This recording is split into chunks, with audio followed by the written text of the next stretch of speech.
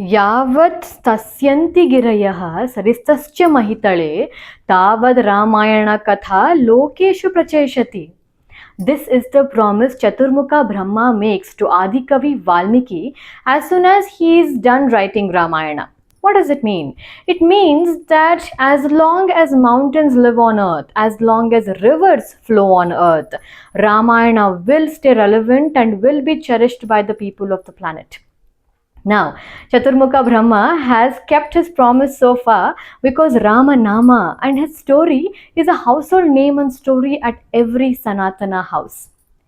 Over the time, many writers, bhaktas, and poets are overcome by this desire to write their version of Ramayana, which has given us some amazing stories and works like Kaviratna Kalidasa's Raghuvamsha and Tulsidasa's Ramcharitamanas.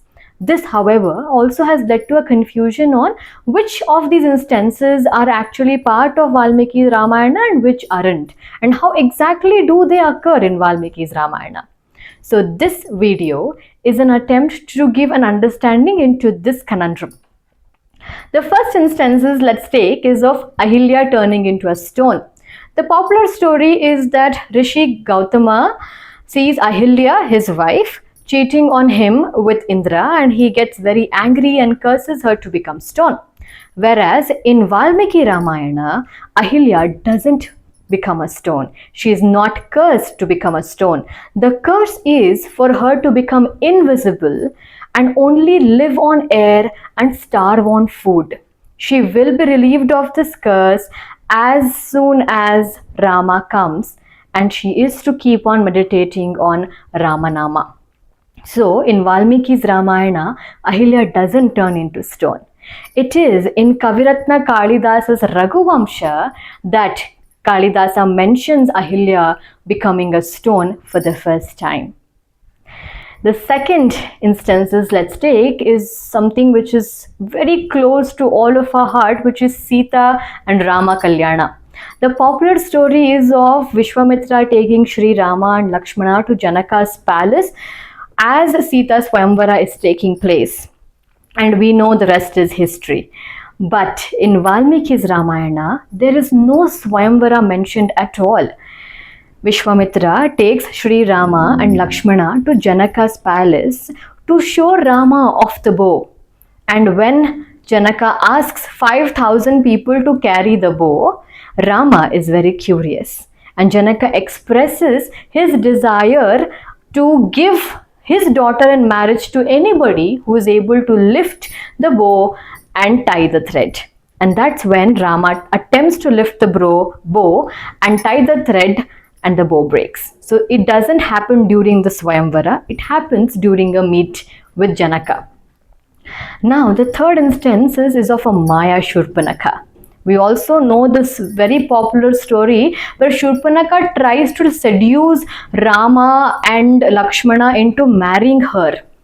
But in Valmiki's Ramayana, Shurpanakha goes to them in her Rakshasi avatara. She doesn't change form into a beautiful woman.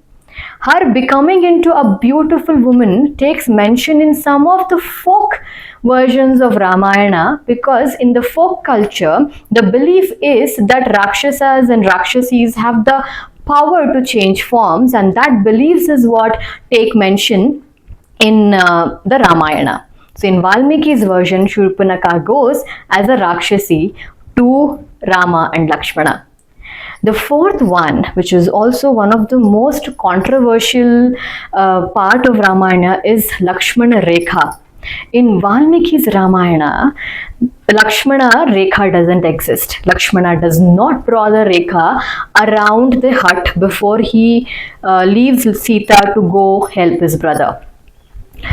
Lakshman Rekha for the first time takes mention in Bengali Ramayana, and that has now become the popular story. While all of these versions showcase the internal power of these stories, some of them are also expressed as a metaphor to make people more connecting, they do not lack in any bhakti, they do not lack in intention to take Ramayana closer to people. And if you are somebody who is interested in reading and exploring Valmiki Ramayana, the original Ramayana, then I would recommend you to go to this book, Arjun Bharadwaj's Essential Ramayana. Arjun Bharadwaj is many things. Among that, he is also a Sanskrit scholar who has spent many years trying to put together this very precise but also a doable, a readable book for any beginner who would like to venture into Valmiki's Ramayana. Happy reading. Jai Shri Ram.